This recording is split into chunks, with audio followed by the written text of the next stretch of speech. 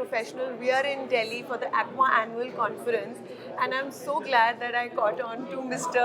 Prashanth Doreswamy, who's the CEO and President at Continental India. It's always a delight to talk to you, Likewise. to understand the nitty-gritties of the industry. So much churn is happening right now.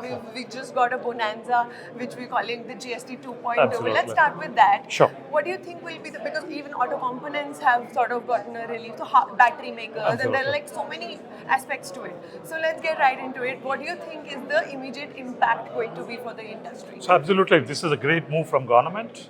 I think 25% of the annual sales happens during this quarter. Yeah. I think it's timed very well, and more so especially for the tractor industry and also for the two-wheelers. And in India, we make about 25 million two-wheelers. Most of them are commuter bikes, which will have a huge impact at the bottom of the pyramid. Yeah. So even in the cars per se, I think already we are seeing the traction in terms of the volume projections, what we are receiving from the OEMs. While it's going to be an immediate effect for 3 months, but I strongly believe this will have a profounding impact on a long-term basis, positive.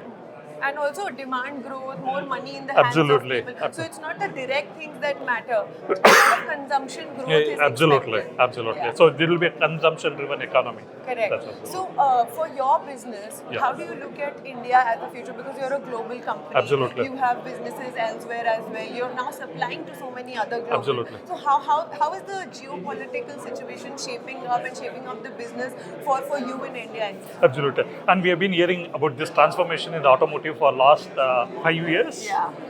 I think it's a prolonged transformation.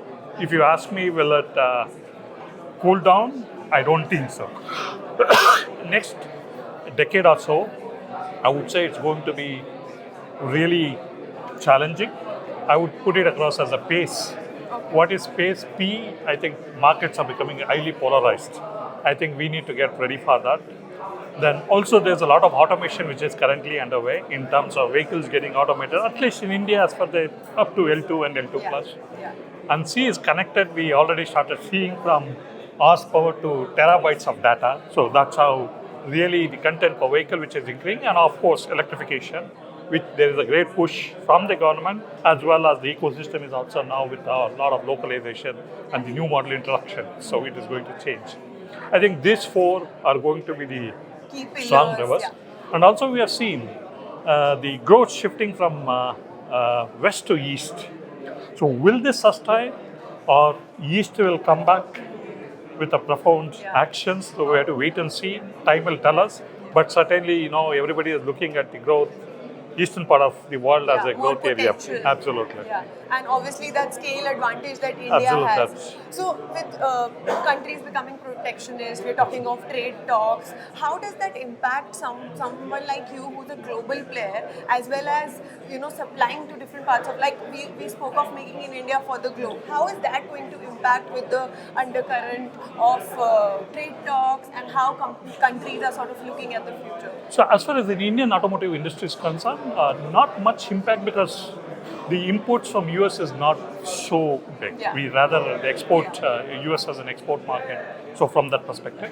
But having said this, every challenge which we are not able to anticipate, even you saw the rare earth metal, nobody did this thing. So I think the way you can be agile, you don't have a solution for every problem, but I think only you can address the solution by being agile. Yeah. So agility is going to be a differentiation factor, and also the second is how much we localize, including the R&D, deep localization, so that our ability to withstand all these changes is what will define the automotive industry here in India. And that's where exactly we are working. Our strategy is in the market for the market. So that's where we are focused.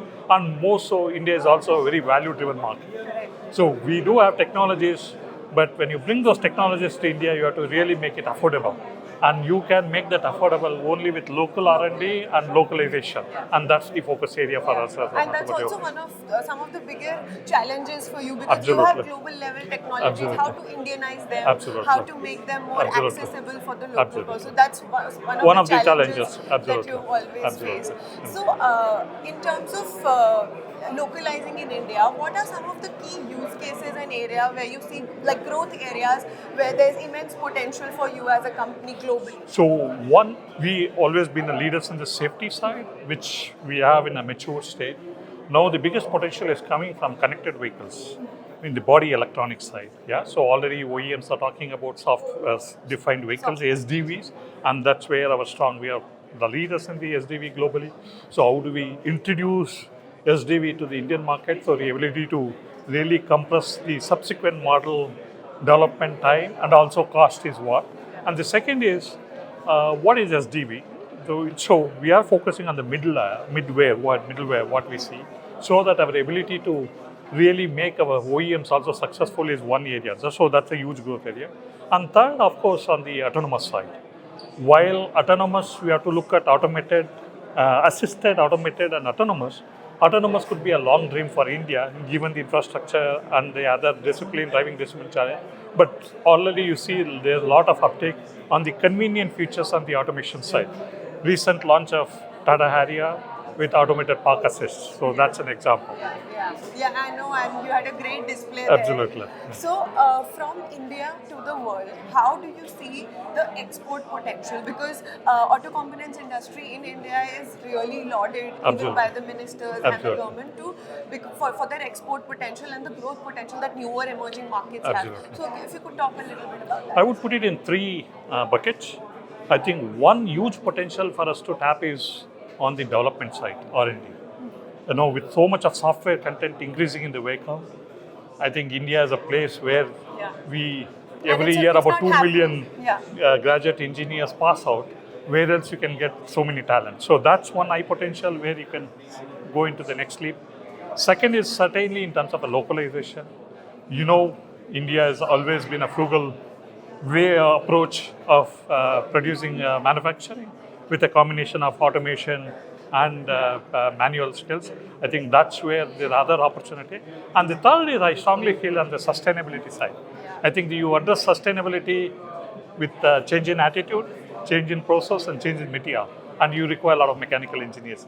I think India is another destination to find those mechanical engineers who could work on the material development to address the sustainability.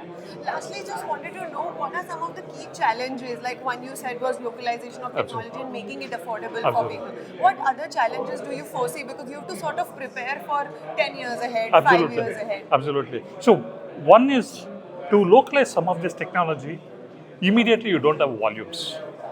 So if you look from the purely economic perspective, it may not look good. But I think strongly believe you may have to suffer for a shorter term for a better longer term. I'm sure and take that early mover advantage. That's where we are talking to all the OEMs and also trying to get their long-sighted view so that we can upfront invest in these new technologies. Any investment plans that you would want to share for the No, we continue to invest. Now there are a lot of investment which is currently underway in our manufacturing facility to introduce new products. As we speak, this year we introduced 3 new products which include 5G telematics or the displays for passenger cars and also the TPMS. And there are some more things in the pipeline in the coming years which will make an announcement. And the powertrain mix of the country, because we don't know whether diesel, like for example with the GST cuts, we know that smaller diesels, smaller hybrids, there's a case for those. So does that impact your business and product planning in any way? Our powertrain business was spun off 2 years back into Vitesco technology. So the core powertrain technologies is not with Aumovio, but it's more on the connected, convenient, and safe and sustainable mobility side from that perspective. And talking about electrification, if you talk about electrification, it's 30% electric and 70% electronics. So our ability to even address that electrification market is very, very high. Sure. If you would want to leave us with any projections on or any recalibration on electrification journey for India and the penetration? I think last year, it was less than 2%. But year to date, it's almost 4%. Correct. I think as the battery cost continues to come down, I'm sure in 1 or 2 years you will see a parity between the ICE engine and the electrified vehicle. And also with the network of the charging stations developing, I'm sure we will move towards the target set by government of 30% by 2030. Wow, that's a very optimistic number. Thank you so much. Thank you so much. Thank you for having me. Thank you.